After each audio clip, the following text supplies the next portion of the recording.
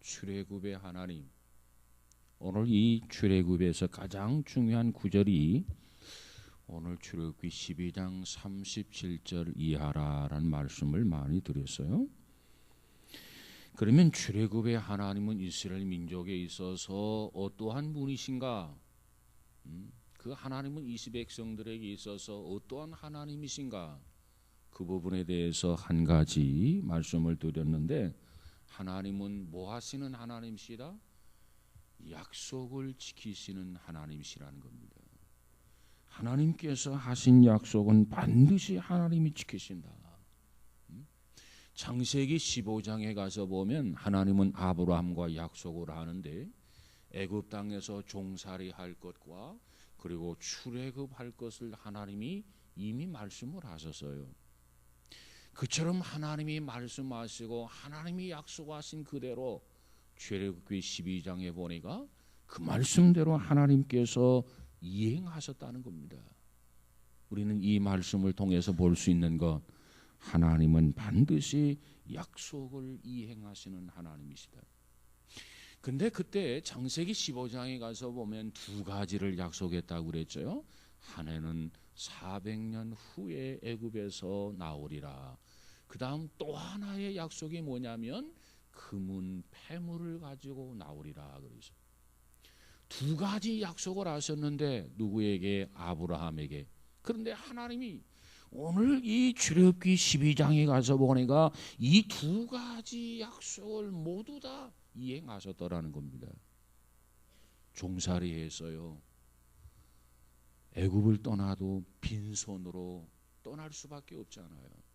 그런데 하나님이 재물, 은금, 보화, 재물을 가지고 나오리라 그랬는데 정말 그렇게 많은 재물을 가지고 나왔어요. 물론 이 재물을 가지고 광야에서 이 백성들이 애굽에서 우리를 구원한 신이다 그래가지고 뭘 만들게 되죠? 금송아지를 만들어요. 참 어떻게 보면 인간은 구제불능이에요. 그래서 예수님이 오시지 않았나 그런 생각을 해봐요. 자, 그간 어쨌든지 간에 아브라함에게 두 가지 약속을 하셨는데 그 약속하신 말을 이 출애굽기 12장에서 그대로 이행하시더라고 말이에요. 우리가 이 부분을 지난 시간에 같이 말씀을 나누었고, 오늘 우리가 나눌 말씀이 뭐냐? 그 하나님은 이 백성들을 향해서 은혜를 베푸시는 하나님이시라라고 하는 겁니다. 하나님은 이 백성들에게 은혜를 베풀어 주십니다. 그 은혜가 뭐예요? 특별히 출애굽의 은혜죠. 하나님은 이와 같이 출애굽의 은혜를 베푸시고 나서 하나님은 그 응답에 대한 반응, 응답에 대한 요구를 하신다고 말해요. 하나님 은혜를 베풀어 주시고 그냥 네 멋대로 살아라 그게 아니고, 내가 너에게 이와 같은 은혜를 베풀었는데 너가 나에게 어떻게 응답하겠느냐? 너가 나에게 어떻게 반응하겠느냐? 오늘 살펴볼 내용은 하나님께서 이 백성들에게 은혜를 베풀어 주시면서 그 은혜에 대한 응답, 그 은혜에 대한 반응을 요구하시는 하나님이시다. 그래서 은혜 받은 사람은 반드시 하나님 앞에 응답해야 돼. 왜? 하나님은 은혜를 주실 때 응답을 요구한단 말이에요. 하나님이 은혜를 주시면서 우리가 그 은혜를 받았다면 반드시 하나님 기대하는 반응을 하나님 앞에 보여야 된단 말이에요. 왜? 하나님이 응답을 요구하고 반응을 요구하면서 우리에게 은혜를 주시기 때문에 그렇습니다. 여러분, 이스라엘 백성들이 애굽을 떠날 때 있었던 결정적인 사건, 그 사건은 출애굽의 사건인데, 그 출애굽의 사건과 맞물려 있는 또 하나의 사건이 있어요. 그것이 뭐냐면 유월절 사건입니다. 유월절. 여러분, 이 바로가 무엇을 보고 마지막 항복하게 되죠? 무슨 재앙을 보고? 마지막 재앙. 마지막 재앙의 내용이 뭐예요? 장자들, 처음 난 것들을 하나님이 심판을 하신단 말이에요. 그 심판의 사건을 통해서 이 바로가 손을 들고 항복을 하는 거예요. 그런데 이 심판의 사건을 통해서 우리는 하나님의 의도를 또 발견할 수 있어요. 뭘 발견할 수 있느냐? 심판의 와중에서 하나님은 하나님의 것을 철저히 지키고 하나님의 것을 철저히 보호하고 하나님의 것을 철저히 구별하시는 그와 같은 하나님이시다.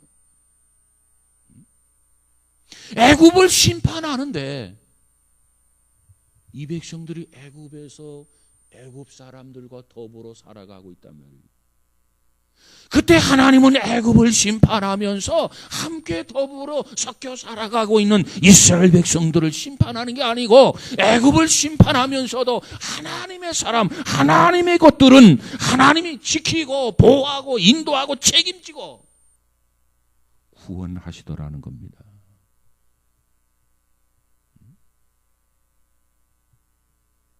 이게 사실은 뭐냐? 이것이 바로 유월절 사건, 유월절 사건. 이 유월절이 사건이 있고 난 다음에 마침내 이스라엘 백성들을 애굽에서 떠나도록 바로가 허용을 하게 됩니다. 그러니까 이 민족의 출애굽의 사건과 유월절 사건이 이렇게 맞물려 있어요. 저들이 애굽을 떠나면서 저들이 뭘 경험하느냐? 출애굽의 사건을 경험합니다. 하나님이 우리를 지키시는구나. 하나님이 우리를 보호하시는구나. 하나님께서 우리를 인도하시는구나. 그것을 깨닫고 저들은 애굽에서 떠나가게 됩니다. 자, 오늘 42절, 43절을 한번 가서 볼까요? 42절, 43절 시작.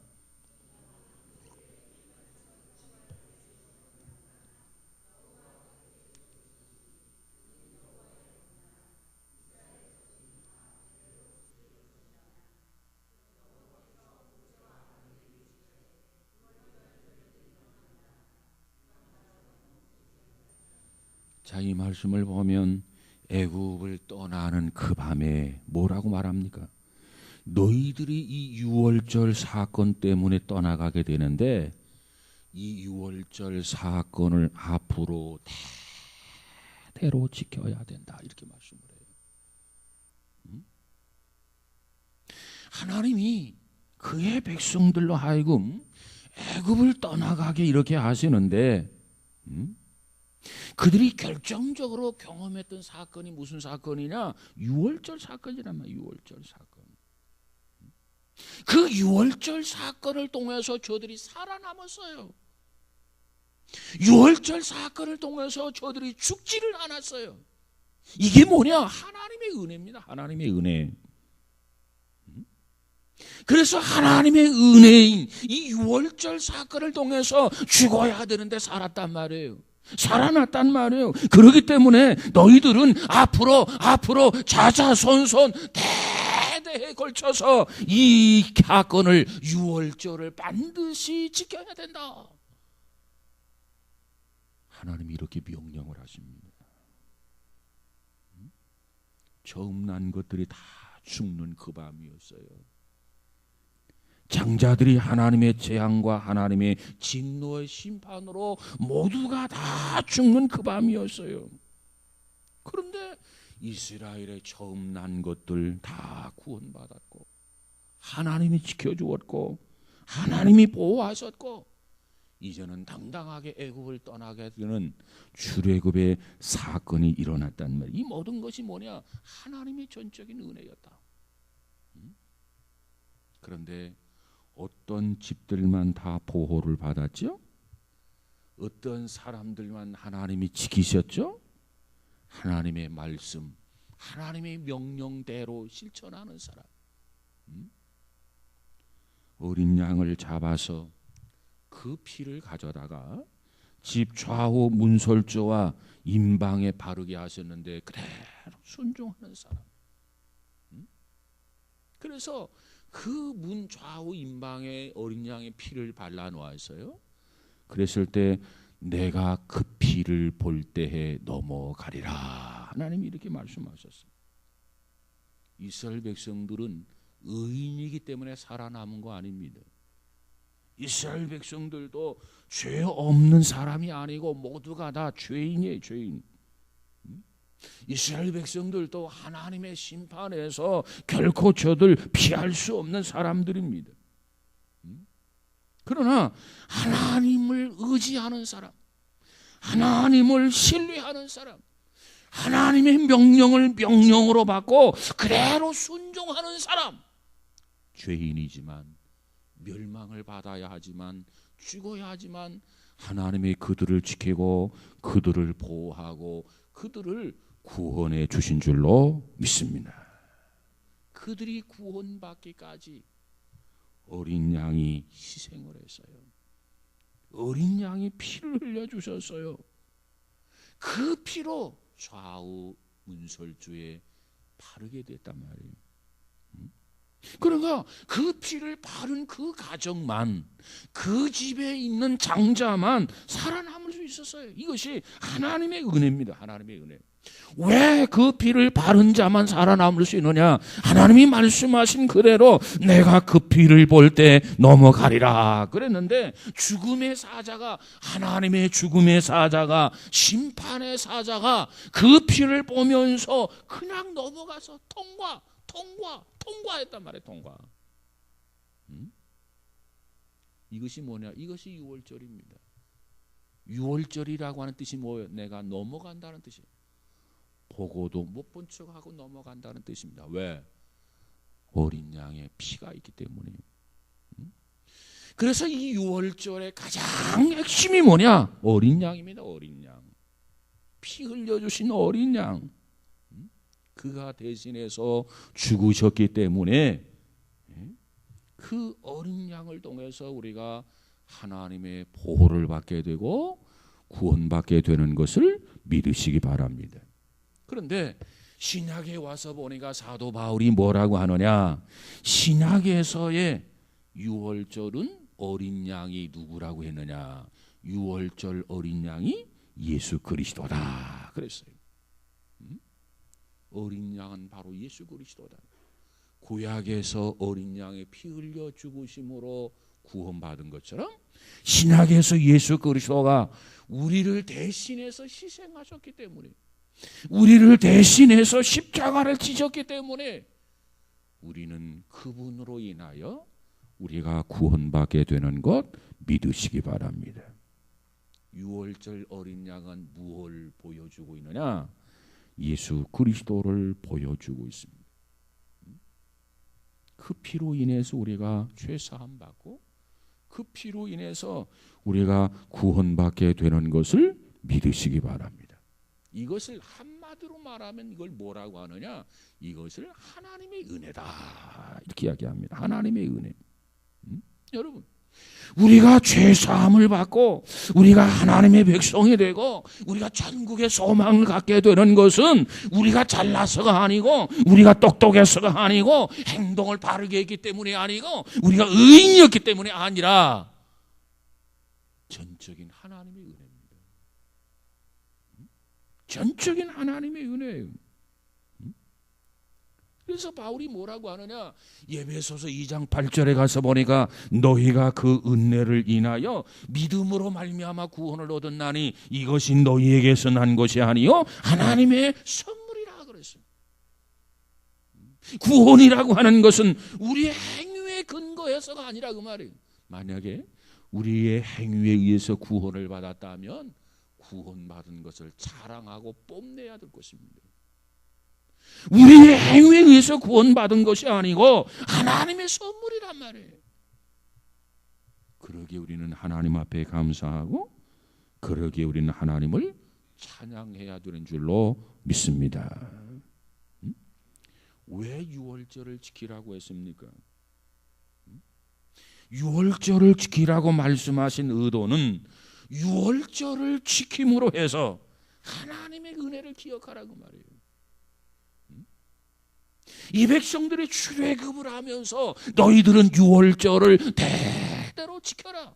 이 말이 무슨 뜻입니까?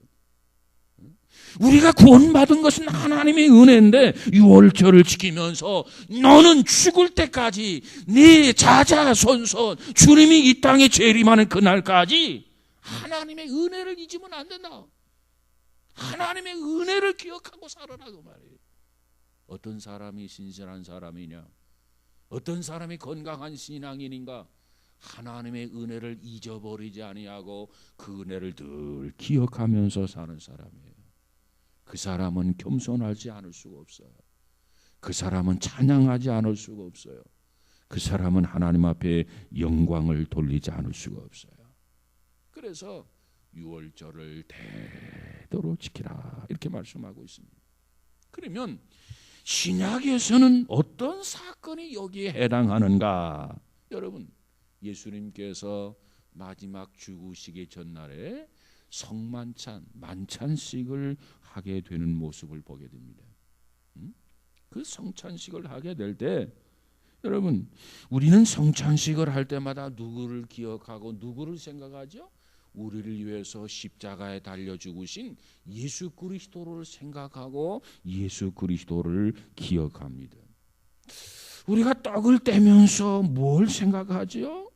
우리 몸, 예수님의 이 몸이, 그분의 그 몸이 우리를 대신해서, 이 몸을 대신해서 십자가에 희생하셨다. 그걸 생각하면서 우리가 떡을 떼게 됩니다. 그리고 나서 우리가 잔을 가지고 포도즙을 마시게 되는데, 이 잔을 받을 때마다 우리가 뭘 생각하느냐?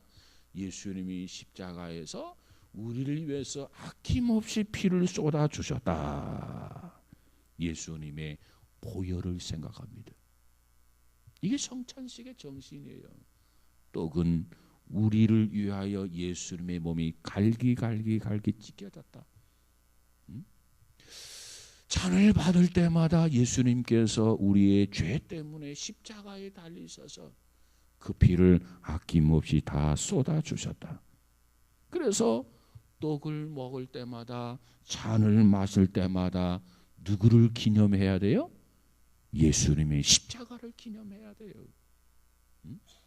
심심하면 1년에 2번씩 떡을 먹고 잔을 마시는 게 아니야.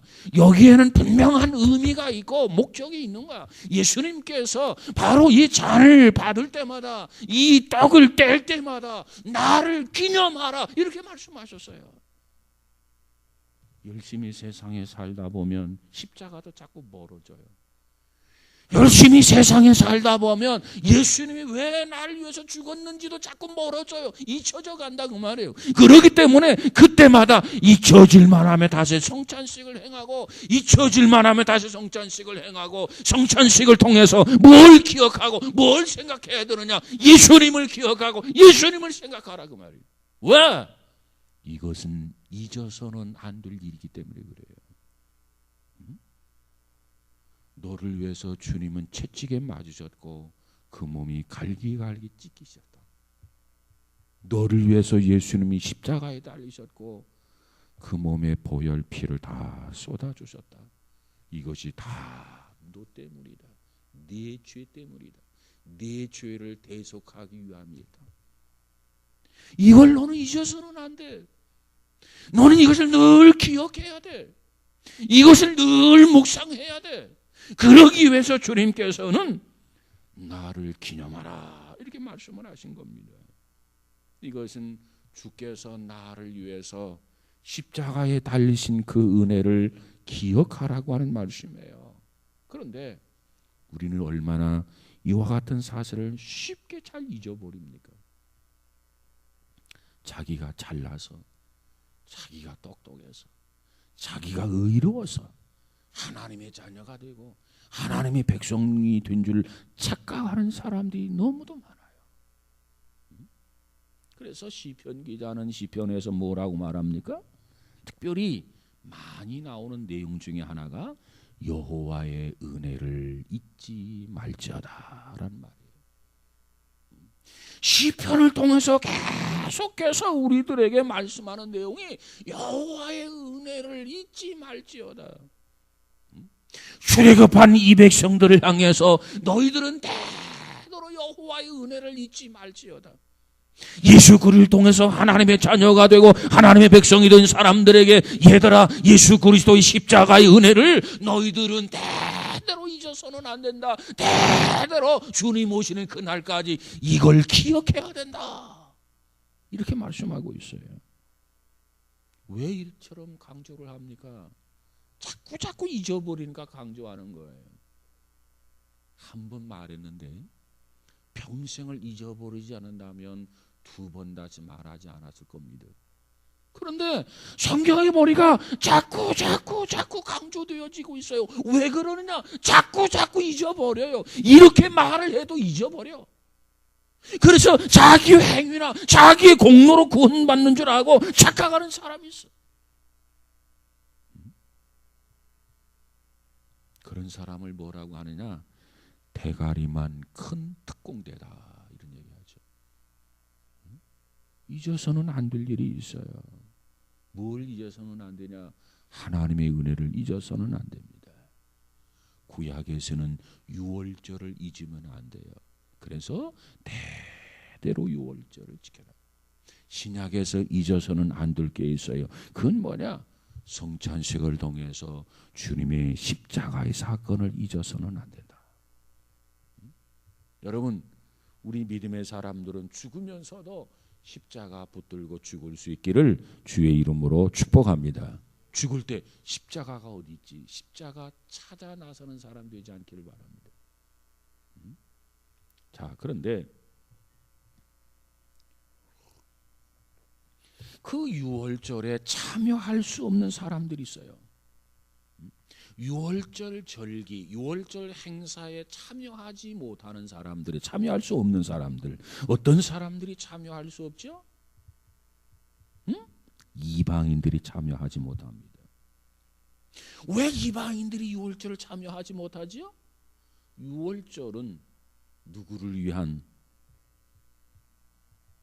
절기예요? 유월절은 누구를 위한 것이죠? 이스라엘 백성들만을 위한 것이 유월절입니다. 자, 그러면 신약의 성찬식은 누구를 위한 것이죠? 믿지 않는 사람들 참여할 수 있습니까? 없어요. 하나님의 은혜를 경험한 사람들만 성찬식의 의미가 있는 거예요.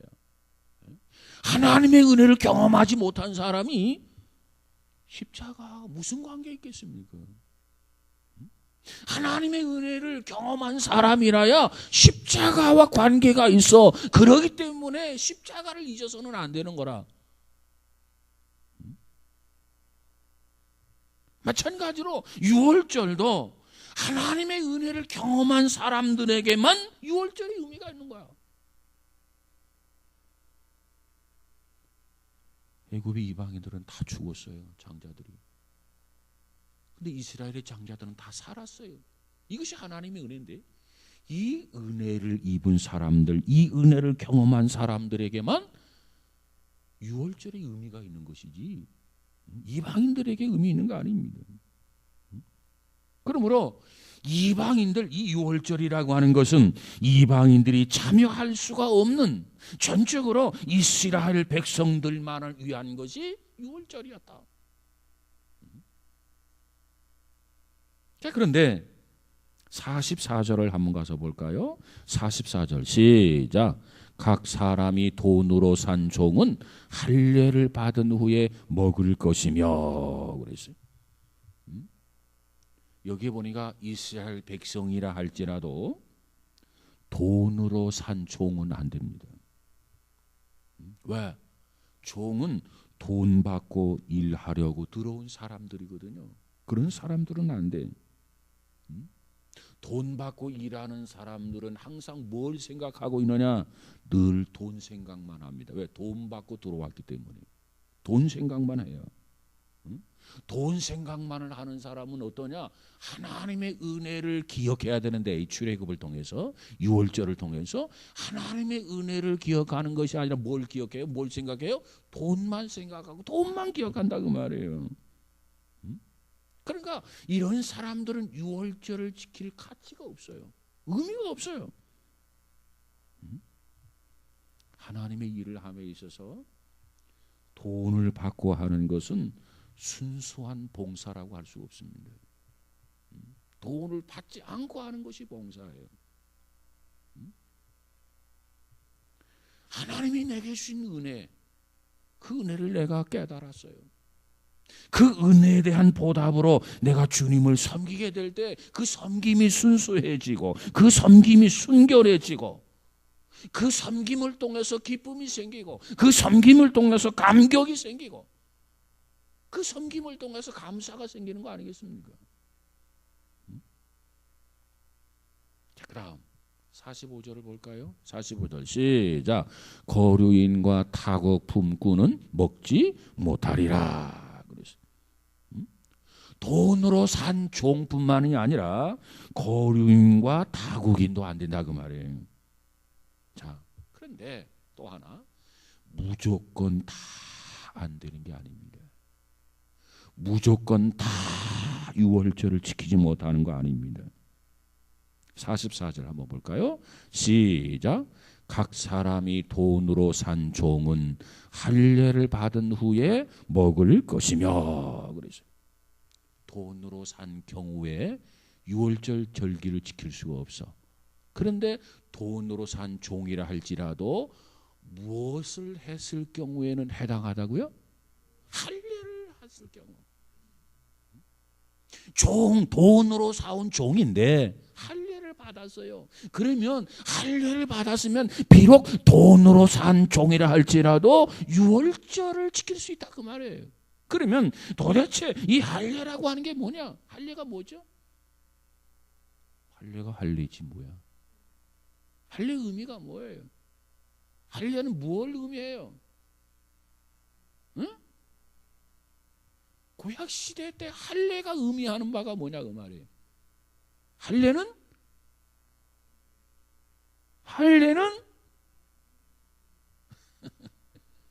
하나님의 백성이라는 표시 아닙니까? 나는 하나님의 자녀입니다. 나는 하나님의 백성입니다. 이런 의미로, 이러한 표시로 뭘 행한다고요? 할례를 받는 거예요. 그러니까 돈으로 사온 종이라 할지라도 나는 하나님의 자녀입니다. 하나님의 백성입니다. 이와 같은 증거로 할례를 받은 사람은 유월절을 지킬 수 있다는 거죠. 종이라 할지라도 하나님의 백성, 하나님의 자녀가 되면 참여할 수 있어요. 그러니까 다시 말하면 이방인이라 할지라도 이 유월절은 유대인들이 경험한 하나님의 은혜로운 사건 아닙니까? 그래서 유대인들만 지키는 유월절인데 이방인이라 할지라도 하나님의 자녀가 되고 하나님의 백성이 되면 유월절에 참여할 수 있다 그 말이에요. 그래서 유월절은 유대인이든 이방인이든 철저한 하나님의 백성들만을 위한 절기 행사예요. 하나님의 자녀들만, 하나님의 백성들만, 하나님의 은혜를 경험한 사람들만 그 은혜를 기억하면서 지키는 그것이 바로 유월절이라고 말이에요. 그다음 유월절을 지키는 것만으로서 끝나는 게 아닙니다. 자, 13장 1절과 2절을 한번 가서 볼까요? 13장 1절과 2절 시작.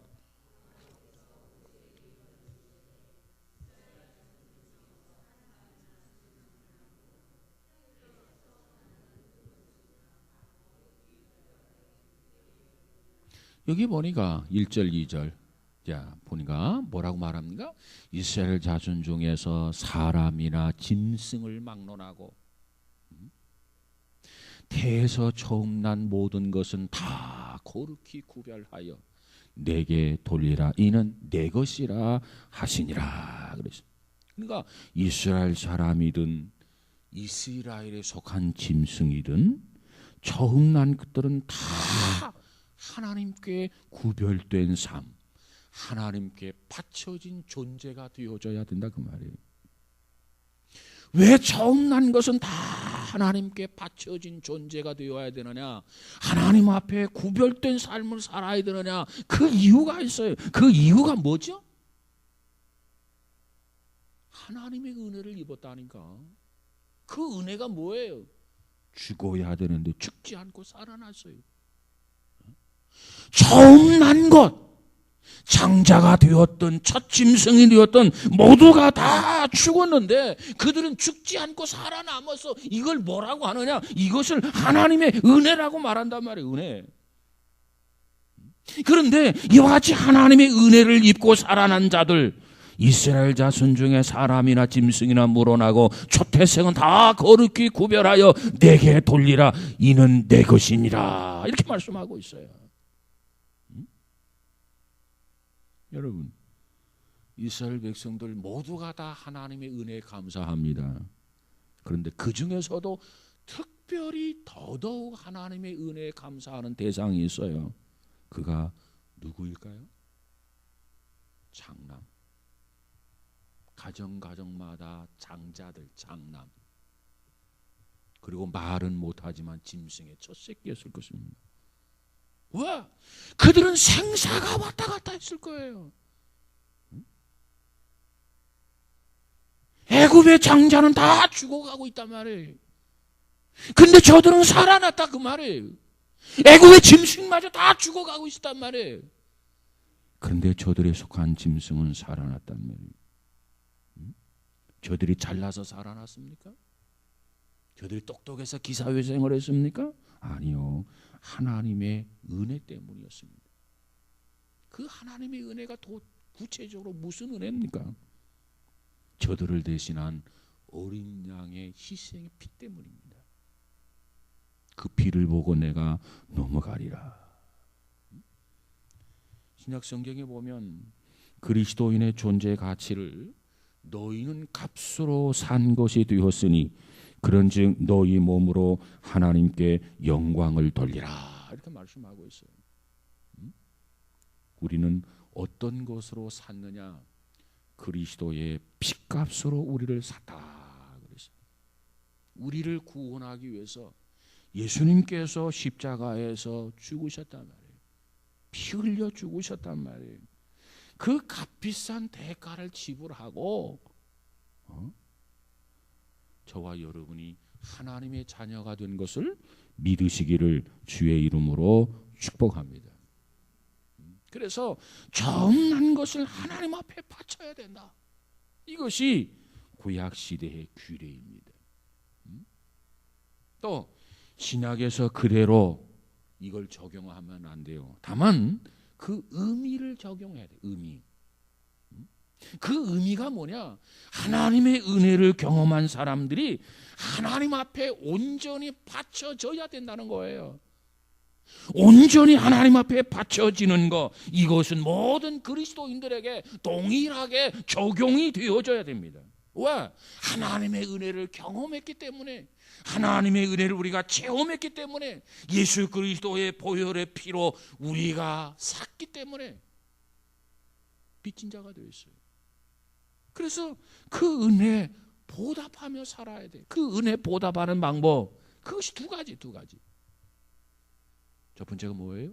하나님 앞에 감사하는 거예요. 두 번째가 뭐예요? 하나님 앞에 헌신하는 겁니다. 그래서 우리 그리스도인들은 이 두 가지, 하나님이 내게 주신 은혜에 대해서, 십자가를 통해서 우리에게 주신 그 은혜에 대해서 우리가 하나님 앞에 보답하고 반응해야 되는데, 어떻게 보답하고 어떻게 반응해야 되느냐? 그 은혜에 대해서 감사해야 되고 그 은혜에 대해서 헌신해야 된다 그 말이에요. 감사하며 헌신하며 사는 것이 우리 그리스도인들의 일평생의 삶이 되어야 됩니다. 감사합니다. 주님의 피값으로 나 같은 것을 사주셔서 피값으로 구원받게 하시고 하나님의 자녀가 되신 것을 감사합니다 하면서 이제 이 몸 바쳐 주님을 섬기겠습니다. 그리스도인들에게 이와 같은 감사가 필요해. 왜? 하나님이 이걸 요구해. 그리스도인들에게 이와 같은 헌신이 필요해. 하나님이 이걸 요구한단 말이에요.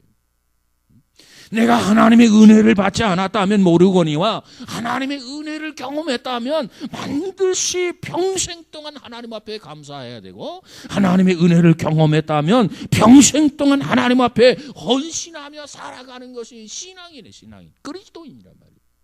이게 우리의 삶이 돼야 돼. 여러분 모두에게 이와 같은 삶이 있어지기를 주의 이름으로 축복합니다. 그래서 사도 바울은 로마서 12장 1절에서 이렇게 말합니다. 그러므로 형제들아, 내가 하나님의 모든 자비하심으로 너희를 권하노니 너희 몸을 하나님이 기뻐하시는 거룩한 산제사로 드리라. 한평생 감사하면서 한평생 헌신하면서 주께 바쳐지는 여러분, 저와 여러분이 되시기를 주의 이름으로 축복합니다. 오늘 12장 46절을 가서 볼까요? 46절 시작. 한 집에서 먹되 그 고기를 조금도 집 밖으로 내지 말고 뼈도 꺾지 말지며. 그래서 우리가 집 안에서 경험될 사건, 하나님의 자녀들, 하나님의 백성들만을 위한 사건입니다. 집 밖으로 나가지 말아라. 집 안에서만 하라, 그 말이에요. 그리고 뼈를 꺾지 말아라 그랬어요. 한 성서학자는 이 부분에 있어서 예수 그리스도에 대하여 존중이 여기는 그런 하나의 예표가 된다, 이렇게 표현을 했습니다. 유월절을 지키는 습관 중에 하나가 뭐냐면 희생의 제물을 이렇게 드리는 건데, 양을 잡아서 희생의 제물을 드릴 때 각을 뜨고 그리고 그 제물을 바치는데 중요한 것은 뼈가 꺾이지 않도록 조심하라는 거예요. 그래서 저들은 양을 잡아가지고 강을 떠서 제물로 드리면서 그 뼈가 꺾이지 않도록, 뼈가 손상이 가지 않도록 저들은 조심스럽게 그 뼈를 다루게 되는 것입니다. 이 사실에 대해서 시편 기자는 후에 놀라운 예언을 하죠. 시편 34편 20절에 가서 보니까 그 모든 뼈를 보호하시며 그 중에 하나도 꺾이지 아니하였도다 그랬어요. 그 중에 하나도 뼈가 꺾이지 아니하도다 그랬어요. 예수님의 경우를 보면은 요한복음 19장 32절 33절에 가서 보니까 이 골고다 언덕에 십자가가 3개 있었습니다. 예수님의 십자가는 한 가운데 있는 십자가 있고, 좌편에 있는 십자가와 우편에 있는 십자가, 좌편의 십자가는 강도의 십자가요, 우편에 있는 십자가 역시 강도의 십자가였습니다. 이렇게 세 사람이 모두 똑같이 십자가에 달리셔서 죽었어요. 자, 그런데 요한복음 19장 32절 33절에 가서 보니까 군병들이 가서 예수와 함께 못 박힌 첫째 사람과 또 그 다른 사람의 다리를 꺾고 그랬어요. 이 우편 강도의 사람과 좌편 강도의 사람, 그 사람의 다리를 꺾고 예수에게 이르러서는 이미 죽은 것을 보고 다리를 꺾지 아니하고 그랬어요. 아니, 세 사람이 있는데 꺾으려면 다 꺾든지 안 꺾으려면 다 꺾지를 말든지 해야 되는데 좌편 강도와 우편 강도의 다리는 꺾었어요. 그리고 예수에게 이르러서는 이미 죽은 것을 보고 다리를 꺾지 아니했더라. 그래서 참으로 희한하죠. 여러분, 예수님께서는 이 두 강도와 함께 십자가에 못 박히셔서 돌아가셨어요. 그리고 군병들이 그 시체를 이렇게 뒤처리하는 과정에서 두 강도의 다리는 꺾었다는 얘기입니다. 그런데 희한하게도 예수님의 다리는 꺾지를 않았어요. 왜? 거기에 보니까는 이미 죽은 것을 보고 그랬어요. 완전히 사망했다, 완전히 죽었다, 이렇게 생각을 하고 꺾지 않았다는 이야기입니다. 자, 로마 군병들이 무의식적으로 그런 행동을 했는지 몰라요. 그러나 그것이 바로 뭐냐?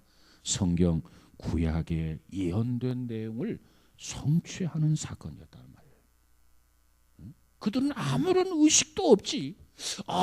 이 가운데 있는 이 사람은 다 죽었구나. 숨이 이미 끊어졌구나. 다리 꺾을 필요가 뭐가 있겠나. 그리고 말았지만, 그러나 이것이 구약에 예언되어 있는 내용이 성취했다고 말이에요. 여러분, 로마 군병들조차도 예수님을 존귀히 여겨야만 하는 존재입니다. 우리 모두가 다 구세주인 예수 그리스도를 참으로 존귀히 여기셔서 그분을 위하여 충성하고 헌신할 수 있는 우리 모두가 다 되시기를 주의 이름으로 축복합니다. 왜 예수님에게 충성하고 왜 예수님에게 헌신해야 되느냐? 그분을 통해서 하나님의 은혜를 우리가 입었단 말이에요. 내가 은혜를 받았고 은혜를 경험했기 때문에 은혜를 받은 사람은 당연히 그분에게 감사하고 당연히 그분에게 헌신해야 되고 당연히 그분을 존귀하게 여겨야 되지 않느냐 그 말이에요.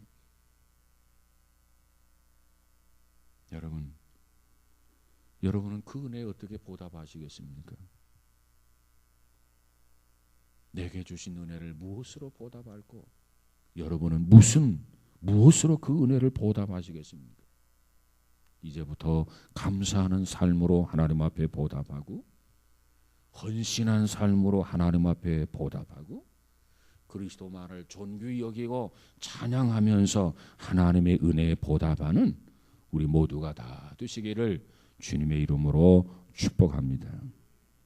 오늘 이 출애굽 사건을 통해서 보여주시는 하나님 두 가지를 살펴보았어요. 하나는 약속을 지키시는 하나님이시다. 그 다음에 두 번째로 하나님이 내게 은혜를 베풀어 주시는데 그 은혜를 받은 우리들이 하나님 앞에 어떻게 반응을 해야 할 것인가? 하나님께 어떻게 보답해야 할 것인가? 하나님은 그것을 요청하시는 하나님이시다. 여러분, 약속을 지키시는 신실하신 하나님을 믿음으로 말미암아서 하나님을 기쁘게 해드리고 또 하나님의 은혜를 경험했다면 그 은혜에 대한 응답을 할 수 있는 반응을 할 수 있는 그래서 감사하고 헌신하면서 살아가는 우리 모두가 다 되시기를 주님의 이름으로 축복합니다. 너희 몸을 하나님이 기뻐하시는 거룩한 산제사로 드리라. 하나님 앞에 헌신하며 살아가는 우리 모두가 되시기를 주의 이름으로 축원합니다. 기도합시다. 주일원금 이명순 성도님 드렸습니다. 거룩하신 하나님 감사합니다. 이 밤에도 우리를 불러주시고 출애굽의 사건과 유월절 사건을 통해서 우리에게 큰 은혜 받게 하신 것 감사합니다. 주께서 이모저모로 우리에게 은혜를 베푸시는데 그 은혜를 경험한 우리 모두가 하나님께서 요구하시는 대로 응답하고 반응을 보이며 충성하고 헌신하며 살아갈 수 있는 귀한 성도들 되도록 축복해 주옵소서. 특별히 내일 저녁부터 이제 작정 밤 기도회가 있습니다. 온 성도들이 이 기도회에 참여해서 함께 기도하고 함께 부르짖어서 하나님의 뜻을 분별하고 살아가는 귀한 성도들 되도록 축복하여 주옵소서. 성령께서 저들의 마음을 주장하시고 역사하셔서 인도하여 주시옵소서. 주일연금 들은 손길이 있습니다. 주님, 이 물질 받아주시고 저의 생애와 저의 가족, 특별히 기도하는 모든 것들이 아름답게 응답되어지는 역사가 있어지게 하옵소서. 각 기관마다 기억하시고 축복해 주셔서 여러 맹사들이 기도 가운데 준비되고 진행되고 귀한 열매 맺을 수 있도록 우리 하나님 축복해 주옵소서. 예수님 이름으로 기도하옵나이다. 아멘.